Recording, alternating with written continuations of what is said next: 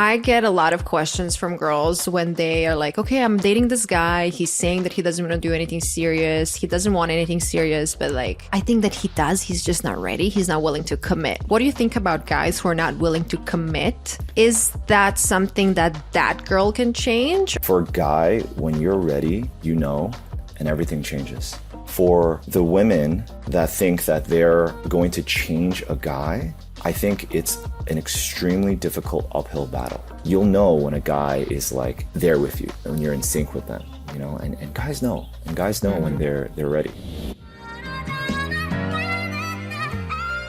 Well, hello everyone, and welcome back to Bougie Best Friend Podcast. I'm your host, Coco, aka Cornelia Slinsky, and in today's episode, you're going to hear a conversation between me and Richard Chang. Richard is a friend of mine from New York, and he recently was a star at a reality TV show called Bling Empire on Netflix, in which he appeared with his girlfriend, Vika. But what we focused on this conversation was dating, because that's what you guys want. You guys love the dating conversations. Richard, as he said himself, has a lot of experience in dating. Some may even characterize him as a fuckboy, but when he met his girlfriend, he just knew she was the one. So in this episode, we go deep when it comes to understanding the male brain, and he explained why men are pretty much afraid of commitment. Before we get into the episode, I'm going to read a review that I recently got on Apple, and please guys, leave a 5-star rating and review. It helps the show grow more than you can possibly imagine, and they make me so happy. And I try to read a review every episode because they're just so cute. Okay, this one is from Maria, your Maria, July. Oops, doesn't matter when. Okay, it goes like this. Just hooked, 5 stars. Coco's podcast is like that show on Netflix you got obsessed with and then it's over and you have to wait for season 2, LOL, every Monday. I'm so happy I came across this. Thanks to her, Cornelia, I have been introduced to so many inspiring females, so many inspiring stories and small businesses. Love, love, love. Oh, this is, I love this review. I think this just like, I love what she said. It's like that show on Netflix you got obsessed with and then it's over. You have to wait for season 2. And it's so funny that Richard actually is on a show on Netflix. This was not planned. Anyway, let's get into the episode. And yes, please leave a 5-star rating and review and subscribe to the show. Alrighty, let's jump in. Richard, welcome to Bougie Best Friend Podcast. Thank you very much. I'm happy to be here. I have to say what you just told me. Right as I clicked record, you were like, please don't ask me to stand up because I'm not wearing any pants. So thank you for sharing that. It's something I picked up in the pandemic, and I'm proud to say I have not changed that specific practice. I love that. Okay, well, let's talk about you a little bit. Okay. Where did you grow up? Give me a little background, you know, the basics. Sure. My name's Richard. I grew up in New York City. I was born and raised. I like to call myself a super local because I was born in the city, grew up in Queens, went to high school in the Bronx, and then while I could have went anywhere, I went to NYU. And so I'm pretty much as local as you can possibly be. I do try to get out as much as I can, but New York is my first, probably my second love. I was about to say we actually met in New York. I don't even know how many years that was ago. 3-4 years ago. Yes. Definitely pre-pandemic, so maybe even more, maybe 4 or 5. You're in a happy relationship now, but at that time you were single, and I would love to hear a little bit about your New York dating experience and how was that for you?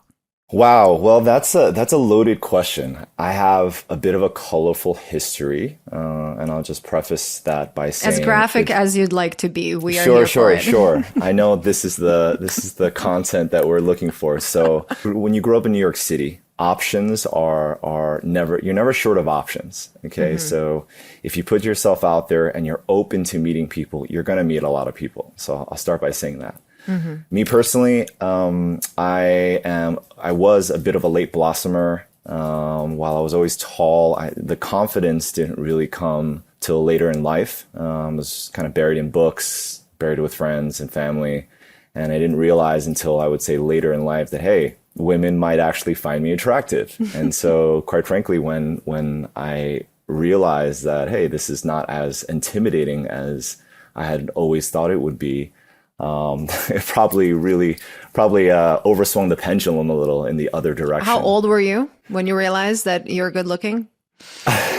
Probably in my mid-20s. It's not just the looks, it's just like having the confidence to say, hey, look, like I am who I am. I'm going to put myself out there. People like me or don't like me. I'm just going to have fun with it. And I think when I came to that realization in my mid-20s, that became definitely went up my priority list way higher than it was prior to that. You mean dating went up to on your priority list? Mm-hmm. Yeah. And then it also happened at the same time when, I'm I guess dating myself, but the dating apps in New York started to really explode. And it was Tinder. Okay. I have a good story. So basically I met up with two friends who shall remain unnamed, but I remember all three of us were just post breakup, and we meet up at the bar, and we're literally three dudes, shoulder slumped, really sappy, and just kind of like trying to bro therapize ourselves out of sadness and desperation and being alone. And I remember what was interesting was the two other friends. One was like, you know what, I'm actually pretty good. I'm about a month and a half out from my long-term relationship. And he's like, yeah, I'm kind of getting back out there. I'm on these online dating apps. I don't even think he called it an app. I think he called it just online dating. So at the time you're thinking like Match.com or whatever it is. eHarmony. I feel like a lot of people still use those like OG dating apps. OG dating apps. Hey, they work. A lot of people. So he was like, yeah, I'm back out there. I feel pretty good. Like I went on a couple dates. The other guy was like, yeah, I'm going to try. I have my first date next week. And both of them were like, yeah, it's because of Tinder. And I had just broken up, and I was like, what the heck is Tinder? And then that moment was literally like a nexus point for me to open the doors, open the doors, the floodgates of dating. And then that whole like, learning to date when you meet someone at a cafe, at a birthday party, at an event is very different than doing it digitally. I would say it's like a second education how to navigate that world. And then for years, I just was, when I wasn't in a relationship, really, really dating a lot, if you will. My family comes from a lot of my family members are divorced. And so I just had this theory that, I still want to get married. I still want to build a family, but I have a personal theory that a lot of people get divorces because they frankly don't date as much. As they should. Agree with that. I agree with that. Yeah, I think people are too anxious to settle down. People are too anxious they're anxious because what if I don't find something better? And so they don't do enough market research, if you will, to understand what they truly need and want. I think we all set out, we watch movies, we hear what other people, and we have this idea of what would make us happy. For me personally, I learn by doing. And I think years later, now I'm in a healthy relationship. I think a lot of the health of my current relationship is because I really honed in on what matters to me, not just like what I like or what's cool. I totally agree, especially women when they're approaching 30. I feel like I mentioned this in every single episode. It's like as soon as you're close to 30, you are like, okay, this guy I'm with right now, I already invested 2-3 years, so I'm just going to get married now because I don't, what else is out there you don't really know. Yeah. I want to talk about your dating app experience and actually what would make you swipe. Is it right? I think right is the good one. I haven't really used apps much, as you can probably tell. So what would make you swipe right? I'd be lying, and everyone would be lying if physical attraction wasn't that's number one, a factor. That's definitely, you're on an app, you only have a limited amount of data, and probably the most prominent data source is the physicality, right? But beyond physicality, it's for me, I love a kind smile. I like seeing kindness. I like seeing diversity. I think I live a life that's, as a New Yorker, that's very colorful, meaning I do a lot of different things. I have many hobbies. I hang out with people from all different walks of life. And I think, I have to just say that is 100% correct, because when I was living in New York and we were hanging out, you would always do these interesting things. It would not just be, oh, let's meet up at a bar. Let's meet up. You always had something interesting going on. And I love that. Yeah, thanks. I'm glad you got to be part of some of that, and hope there's many more to come whenever you're visiting. But yeah, I mean, you live in New York City, you have access to literally anything that you want to do. And if you don't do it, there's all these people that come to New York, they just literally wake up, go to work, go to the gym, eat dinner, go to bed. That's just not the life that I've signed up for. And so, going back to your question, I think in terms of finding a partner, like I'd like to see some sense of a person that has that same thirst for life, same thirst for experience, same thirst for connection. Do you remember any of those dates back then that was such a horrible experience? And I'm sorry for asking like that right away, but my listeners are mostly female, pretty much like 90%. And I just want to help women understand what not to do when they're dating. If you can remember even the tiniest detail, like whatever you remember that somebody did, maybe it's not even conscious, but it was just an automatic turnoff. Okay. That's a good question.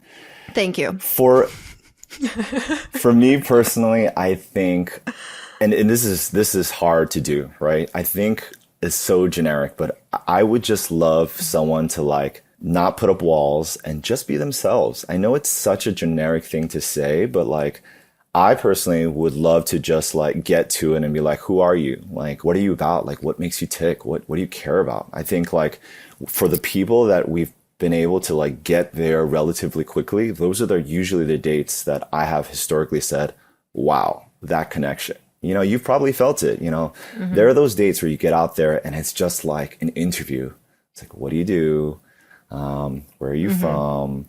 What's work like? What do you do in your spare time? And then there's those dates where you're literally like 1 hour in, you're talking about life and what you want out of life. And again, it takes confidence. It takes comfortability with the person on the other end of the table. In terms of turnoffs, I don't have many. I think people are different. I think.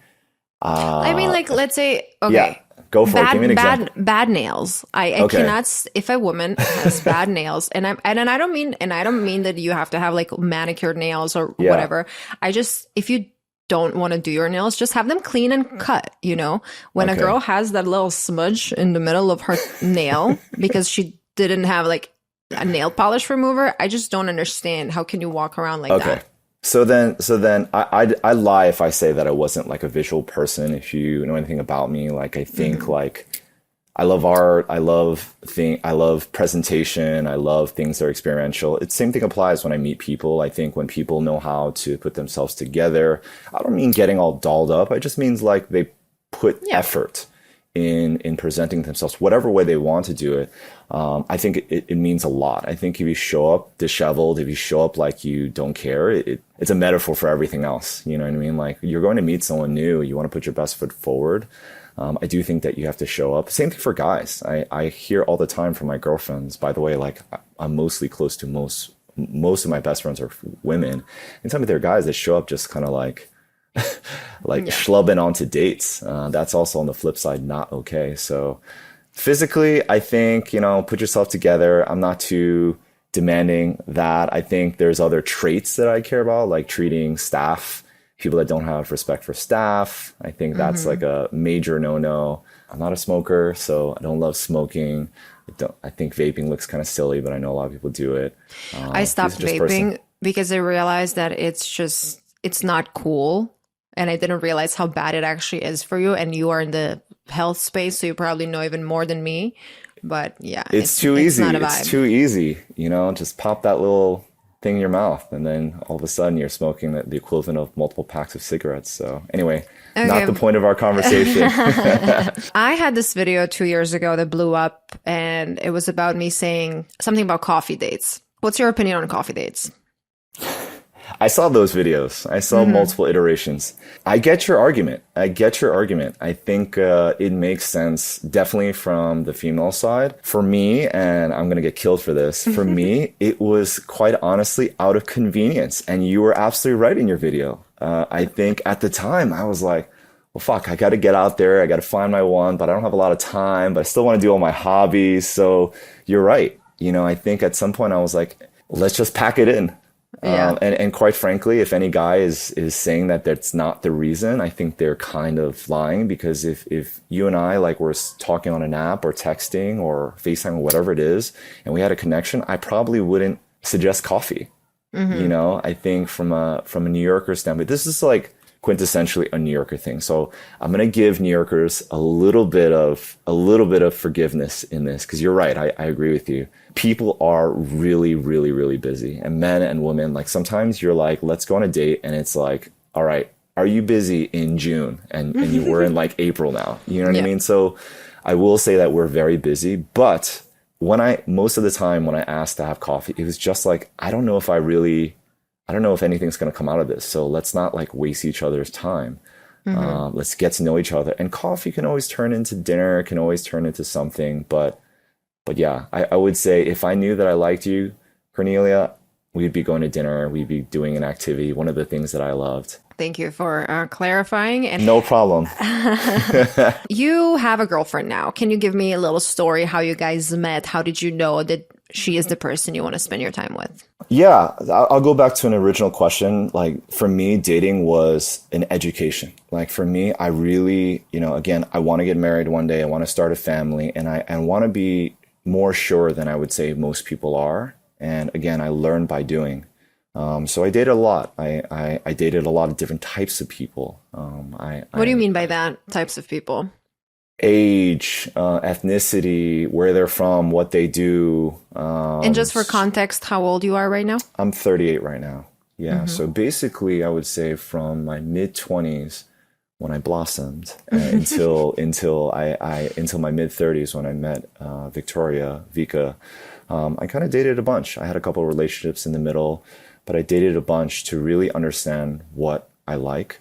Some would say I did it for sport. I personally don't think it's that. Would you be called a fuckboy? I'm sure by some. I think the difference is I was always pretty transparent with where I was at, meaning, hey, like, I'm not looking for something serious, or, hey, I actually think that we might have potential something here. So like, I'd love to explore this. So I was always pretty, I would say, transparent with where I was at.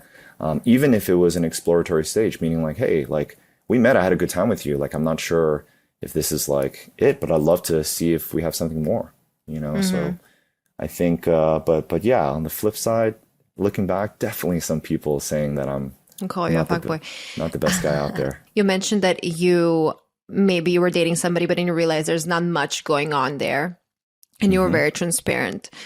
I get a lot of questions from girls when they are like, okay, I'm dating this guy. He's saying that he doesn't want to do anything serious. He doesn't want anything serious. But like, I think that he does. He's just not ready. He's not willing to commit. What do you think about guys who are not willing to commit? Is that something that girl can change? Or you think they're maybe not in that stage of their life?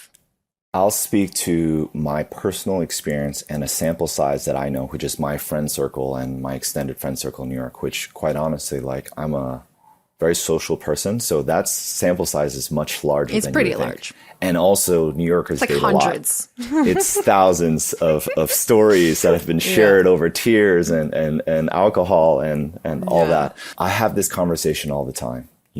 I think for a guy, when you're ready, this is my personal experience, and everything changes. Okay. For the women that think that they're going to change a guy, I think it's an extremely difficult uphill battle.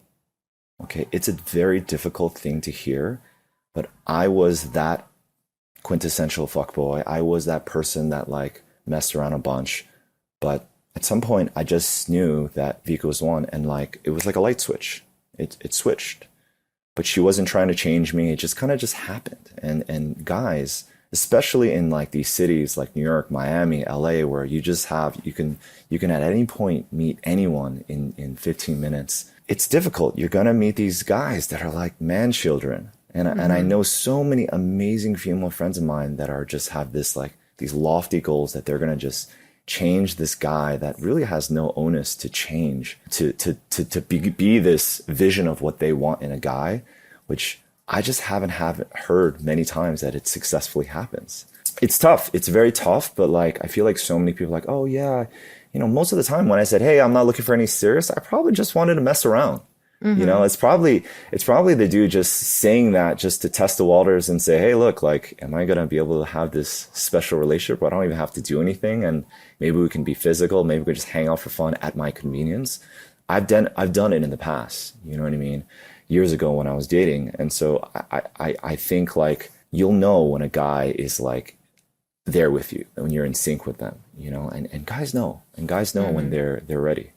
When they're confused, it's a no. It's just their way of telling you that they want to still sleep with you, but not do anything extra, as you just mentioned. And what I want to mention when it comes to change, just think about this, how hard it is to change your own habits.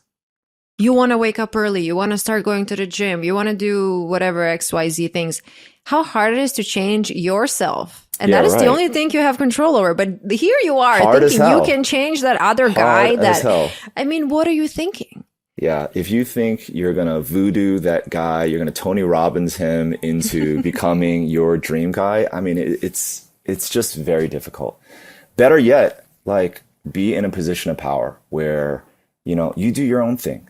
You know, like, focus on your goals, focus on what makes you happy outside of a relationship, focus on your career, focus on your friends, focus on self-development. If the guy is meant for you, and, you know, that's where you're going to get him, where he sees you shining like so bright and he's like, whoa, I totally missed this. I fucked up. And then at that point, it's up to you to decide whether or not you want to even entertain the person that didn't see you for the person that you are. You know, just lead with a position of power. I think like you need to just believe in yourself, basically. Have the confidence that, you know, you got what it takes to have a healthy, beautiful relationship with someone that appreciates you and frankly deserves you. And I think oftentimes you're hoping for something that just really isn't there, because if the person was your person, he would see you. I was about to ask you before you just said all of this, I was about to ask if you have any advice for people who might be in a situation like that, but I think you just beautifully described what to do, because when you are so happy with who you are and when you have so much going on, you're not going to even waste your time entertaining like a fuckboy because you're just so busy. And I remember that's when I was like posting those videos, people are like, well, how do you meet people? I'm like, I'm so busy in my day-to-day life that you just meet people left and right. Okay, question for you. For people who are maybe, they don't really like apps, but they want to meet people in person and they're maybe a little shy. Do you have any advice, like what to do? Again, my audience is mostly female, so keep that in mind. Easy. I would say, first of all, go to every birthday party you can ever go to, because naturally you're going to meet people you don't know. And it's always easier to meet someone through one degree of separation, you know, rather than just at a bar or at whatever.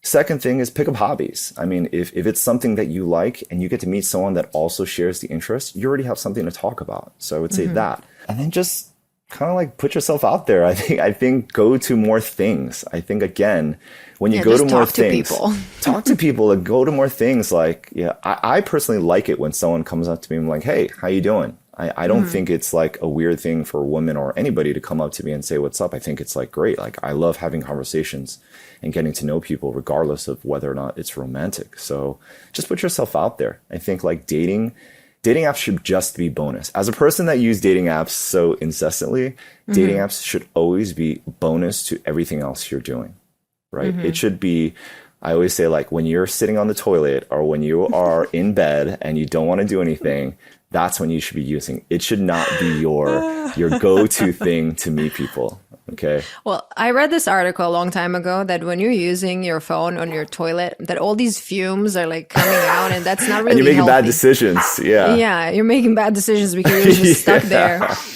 When you're poisoning yourself. Yeah.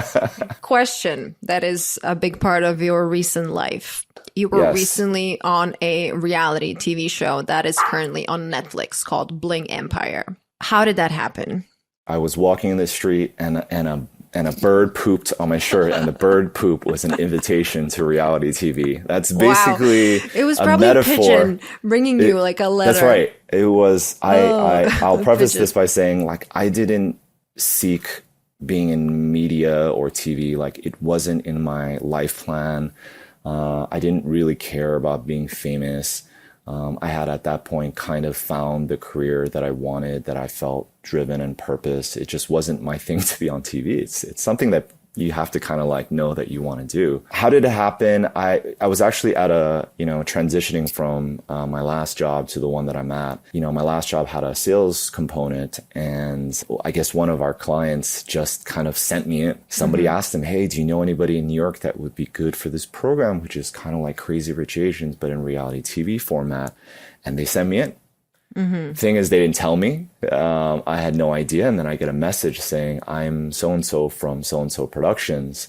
We'd love to interview. And the first time I saw that, I thought it was spam. So I just ignored it, and I ignored it again and again. And then finally, out of curiosity, I Googled the production company and realized that they had produced, Keeping Up with the Kardashians and A Simple Life with Paris Hilton. And I was like, why did they want to talk to me? So I got on a call with the production company, and, they're like, just tell me about you. Tell me about what makes you tick. Tell me about your life in New York. Tell me about, much like we're having a conversation now. I talked about my dating life. I talked about my family. I talked about my career and how I've been trying to like hone in on my drive and purpose, which I believe is to help people in areas that are true to me, specifically mental health. I think is something that's really important to what I do. They were telling me that, hey, look, like this is the format of the show. We have 8 to 10 wealthy Asians that live caricature of lives, non-conventional lives.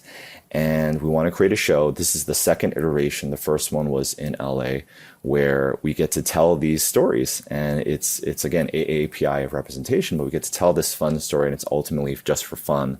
And what we're looking for, what we think you might be good for, is the male lead as, the everyday man, the man that's trying to make a name for himself. That is the relatable one that, you get to see the world of these other eccentric people that live these special lives. That story kind of gets told through your lens. On top of that, they know exactly what this is like, and all the things that you want to achieve in life. Talk about mental health. Unfortunately, my mom was at the time like battling pancreatic cancer. She still is. She's like, you can bring awareness to it on a global scale. You could do all the good that you want to do, but fast forward everything that you thought you could do like 1,000 times, because you'll be doing it to 160 plus countries. You'll be reaching millions of people in days. And I never thought about that. Imagine achieving your goals on a global scale. And quite frankly, I'd be lying to say if like I didn't think that it would also maybe open some new opportunities. I'm trying to build a life with Vika and for Vika together. So I thought, hey, life's interesting. Let's see what this is all about. And she was a part of the show as well, right? Yeah, and I'd love to tell you more about her. But yeah, she's Vika's.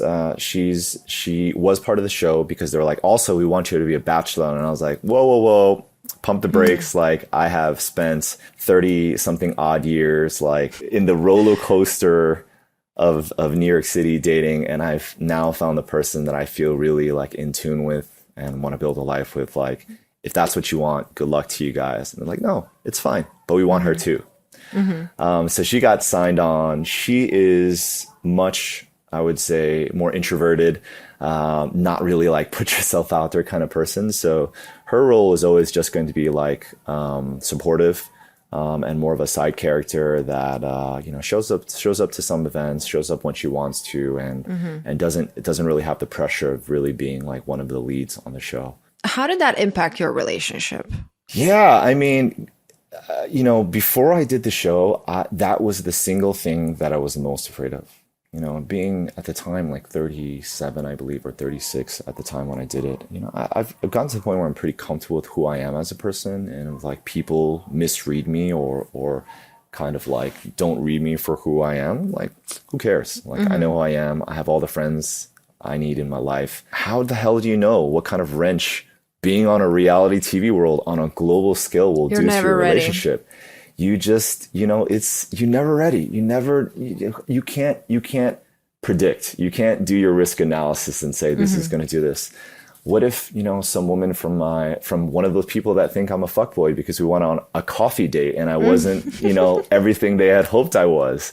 What if they have some special things to say, and what if things are taken out of context? Or what if they found one of them and then just slide them in the show and just try to stir up some drama? Which you have to kind of expect, right? That was the thing that I was worried about the most, right? And so together we kind of put it on the scale and we said, all right, well, what is the risk and what is the possible return on investment or what is the benefit on the flip side?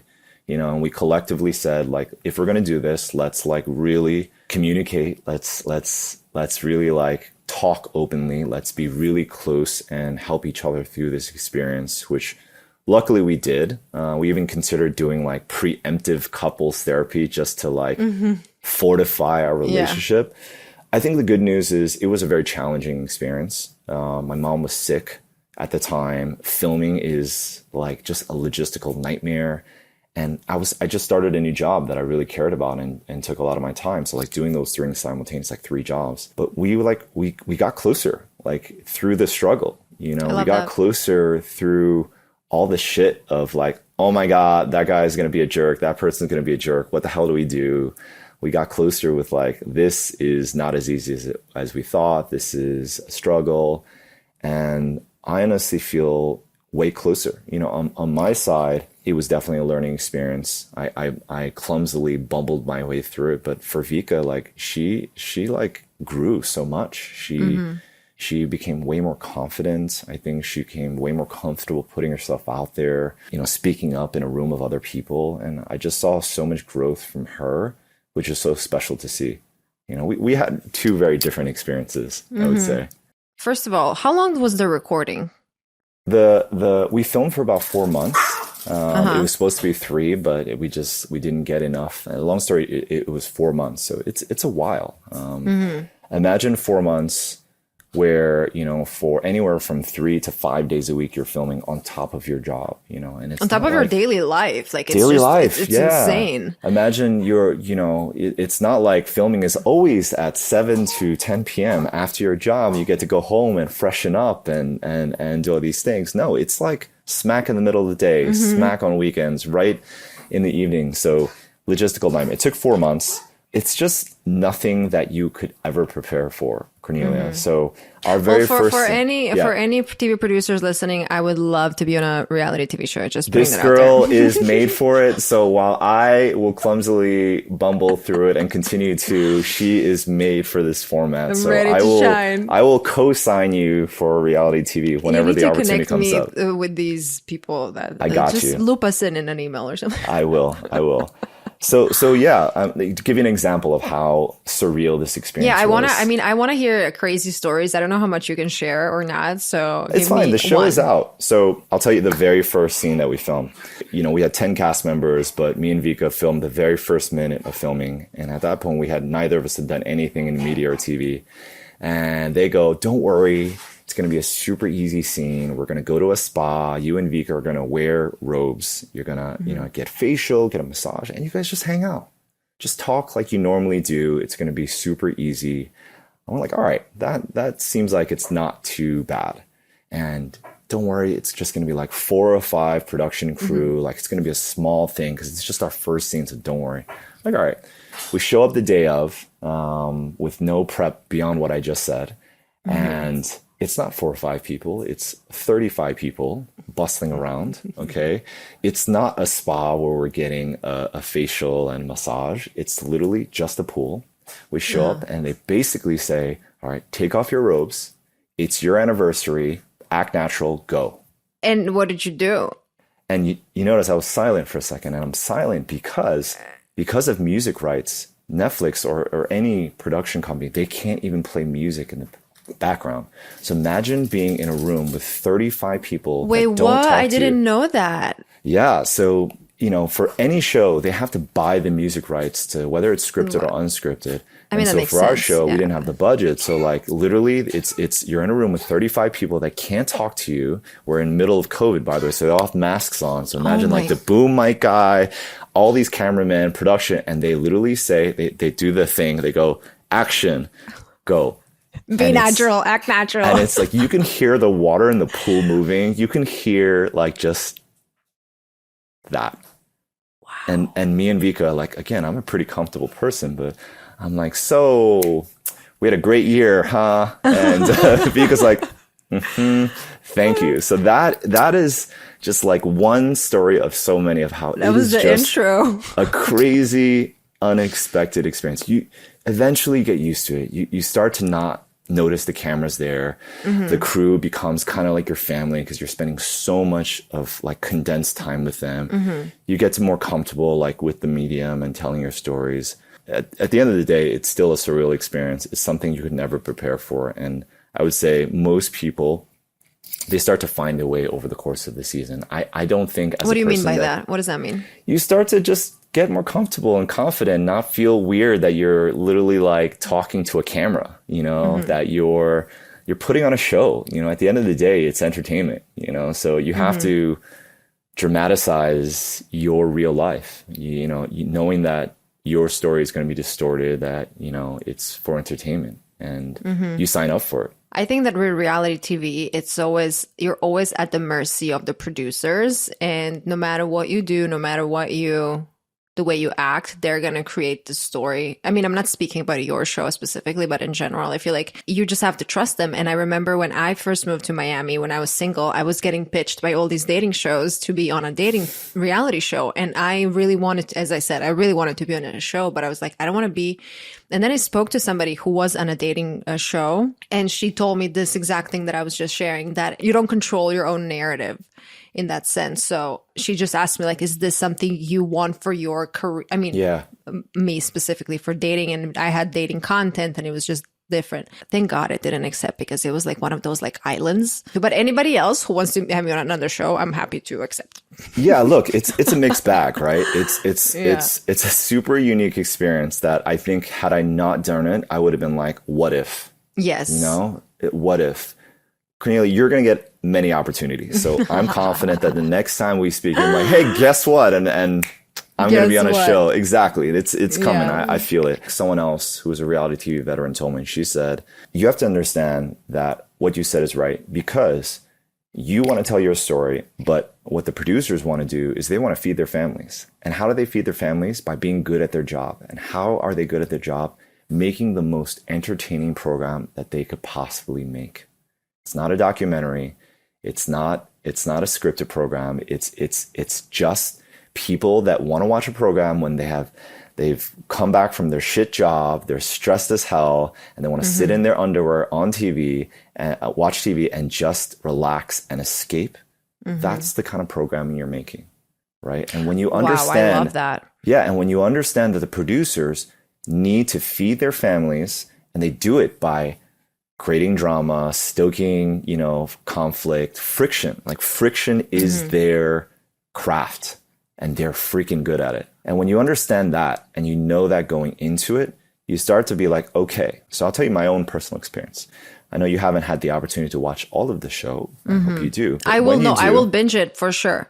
Yeah, I watched a few episodes, you're but gonna I be didn't like, whoa, Richard got burned, and you know, I set out to be like, celebrate my mom, celebrate Vika, like talk about pancreatic cancer and bring global awareness to it, talk about mental health, my own personal experience with it, and be vulnerable and do as much good as I could. It didn't quite actualize like I wanted, to be frank. Like, again, the word I use is I was super clumsy with it, right? And when the show first came out, honestly, it was difficult. It was difficult to see the public, no other way to use it, but outcry. That people would watch reality TV and not with this lens of it being entertainment and that distorted perceptions of reality. They would take what they saw as reality and me as what they saw on the screen.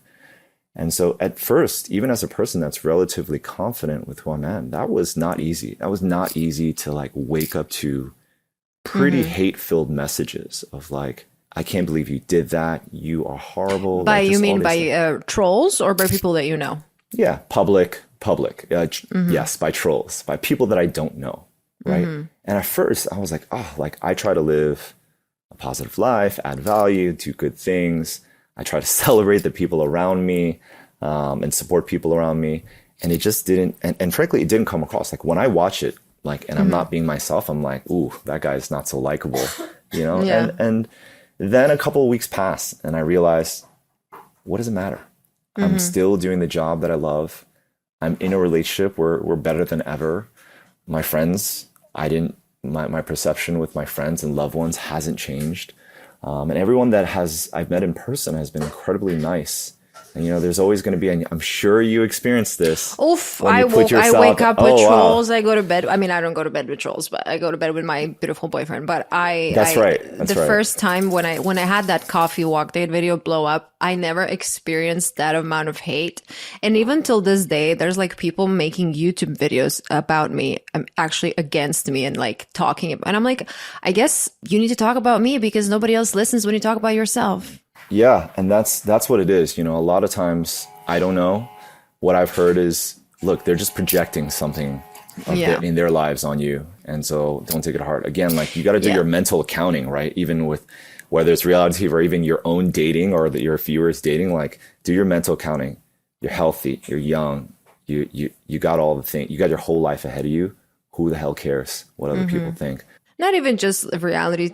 Anything where you're just putting yourself out there, even at an office, corporate office, if you're like sharing your ideas, if you want to be noticed, if you want to stand out somehow, people are going to talk shit because they don't have the courage to do what you're doing, which is, I want to transfer to the mental health conversation because I feel like I'm very happy that it's finally a talked about topic nowadays. It wasn't before. So tell me, why did you decide to work in this space?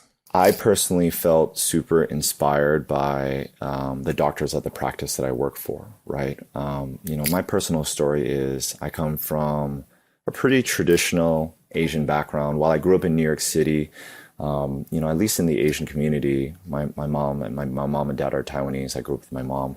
We're not really taught to talk about our feelings. We're not taught to be comfortable with struggle. You kind of have this cultural mentality. It's like an immigrant mentality. So it's not isolated to Asians, where you just put your head down, you power through it, don't whine, and just move on, right? As a person in my approaching my 40s, it's just not a healthy practice, right? You don't learn to deal with your emotions. You don't know to ask for help. And that was very much my story. In my career, I, worked the corporate world, I worked in finance, and I worked in fashion, and I just kind of did the traditional path, and I moved up. In my early 30s, I set out to open my own business, and it did not go like planned. And when it didn't go like planned, I was spending all my money, and I was so lost. I just kind of internalized. I internalized, and I didn't ask for help. I didn't know how. And that's when I started to deal with depression, and not the depression where I can't get out of bed, just the type of depression where I know all the things I need to do. Everyone give me advice, and I'll be like, that makes perfect sense. And I just couldn't do it. Depression in the form of procrastination, depression in the form of masking my discontent with my life with distractions like dating, like going to have fun, like doing partying or whatever it was. And this was years. How long how long that took for you? Man, I would say probably 2.5 years of just being completely lost. And that was all because your business didn't go as planned. Yeah. Right? And I was like, well, fuck, what do I do now? I don't even know where to start. And then you lose your confidence. And then it just kind of is this cycle. And then you try to distract yourself with other things. For some people, it's drinking, partying, it's dating, it's whatever vice it is. I had my own. And then eventually, all those strong female friends of mine that I spoke about earlier in my life, I'm like, dude, get off your ass, go to therapy, talk to someone, understand what you're going through, figure it out yourself. And so for the first person in my whole family, I went to therapy. And it was a super unnatural experience initially to How long it took you to open up with your therapist? I would say months, months to be oh God, this sucks. What am I doing? I'm wasting my time and my money. But then, it's funny. Yeah. Sorry to cut you off, but when I started therapy a while ago, when I was going through a relationship that wasn't really working, and I don't know what is in me, but I was like, I'll tell you everything right now, because I did. And my therapist told me, you're one of the best patients I ever had, because you were just telling me everything and you were taking my advice immediately. And I feel and this is why I'm asking you this, because for me, it was why would I waste my time and my money paying somebody and just lead them on and not share this? So for that's the immigrant mentality too. You're trying to get value. Value. It's I don't spend money on this. Yeah. See? Yeah. So for somebody who is maybe going through therapy and they're feeling they're not opening up, Is there something any type of advice you can give them? That person is there. It's a professional, and I hope you have a good one. And finding the right one for you is not always easy, right? But if you find the right one, that's a professional there to guide you. And if you aren't willing to do the work, they're not solving your problems. Your therapist is not your personal life coach. That is not what a therapist does. A therapist helps you navigate to realize your own epiphanies, to find commonalities, to find your triggers, to find out things that make you tick and also cause you the greatest hurt in your life, and then helps you navigate things that you should already know about yourself. Your depression, anxiety, whatever you're dealing with, your habits cause your head to be like a storm cloud where it's just like everything's foggy. They help you organize and compartmentalize your life so that you can just live and make decisions and also react to things more efficiently. And that's another question. What if somebody is struggling and maybe they don't have money for therapy, or maybe they don't want to do it? That's a problem. I think there are a lot of options out there. There are pro bono therapists. When I was on free government insurance when my business was going, I was on an unemployment. I was able to find therapy for free. So you just got to do your research. There are self-help groups. There are but if somebody doesn't want, somebody is still kind of living in denial and they don't think they need therapy because therapy is, for those people who are about to kill themselves. Yeah. I think that everybody should have, I think therapy is the best thing that exists. And how fun it is that somebody just has to listen to you. That person is supposed to listen to you judge free. You can say whatever the hell you want. Yeah. You got them for 50 or 60 minutes. And, everyone, I agree. I think everyone could do some self-work. And again, it's just, they set you on a path to do the self-work that most people don't do. Yeah. There's a small percentage of people that look inward, they journal, they really are very process their lives. The vast majority of people, you're in this rat race, you don't look back, you don't look inward, and then you create all this scar tissue that just kind of fucks you up for the rest of your life, And you kind of feel like you're living life that it's not under your control. I feel like these people who are just scrambling like that, they're things happen to them. They don't decide. And not decide, that's the wrong word. They don't control what happens to them. And obviously life is not in our control, but you can control certain things. If you don't like a job, if you don't like, your friends, if you don't like your boyfriend, you just have to make a change. I love that. I love what you said. And that's something that was a major realization for me that came out of therapy. And I try to it's hard to snap yourself out of it, right? That's a truth that everyone knows makes sense. Hey, control what you can, focus on what you control. But it's something that I try to, as a relatively frequent practice, to say, dude, wake up. What are you going to do? For instance, my mom's my best friend and she is fighting pancreatic cancer, and it's so deadly. It's so hard on obviously her, on our whole family. For me, it's uprooted our whole lives. And I could sit back and be crazy depressed and feel all the emotions, which I do, and you should, by the way. But I could let it disrupt the rest of my life, right? And just wallow in my sorrows and stay in bed and cry. Or I can choose to control what I can. So using that as an example, I can focus on using the education my mother provided for me and allowing her to have the most information so she could make the best choices for her and our family possible. I could take the time that we have left and spend it making memories, doing the things that she wants to do, smile, reminisce, love, hug, or I could be sad and let her be sad. I can make her laugh and act silly and tell her she's beautiful. Those are the things. It's one example. Same thing with work. People hate their jobs. Okay, do something about it. You can't control if you have a shit boss or if someone lays you off, but you can control what you do after that. Focus on what you can control. It's like the greatest mantra that you can apply to everything. If a dude in dating world doesn't see you for who you are, what the heck are you going to do? Move on. There's 8 billion people on the planet. Feel what you got to feel, cry the tear in your pillow, and then pick yourself up and go to your friend's birthday and meet the next guy that's going to be 10 times more wonderful. Okay. I love this. Go to a birthday. I love that. I will literally tell this to every single girl who asks me where can she meet a man. Richard, this was wonderful. And I feel like I got to know you even better through this conversation. So thank you for being on the show. Thank you so much for having me. It's my first podcast, so I'm excited to share it with an old friend. I love that. Yeah. Please share. Where can everybody find you? You can find me at Instagram at chairman_Chang. And again, I was on Bling Empire, New York. And if you're ever curious about what I do, you can go to hudsonminds.com or hudsonmedical.com. But yeah, if you see me in New York, I'm the 6'4" Asian guy, usually smiling with headphones on. Just tap me and say hello. Thank you everybody for listening, and I'll see you next week. Bye-bye. Take care, guys.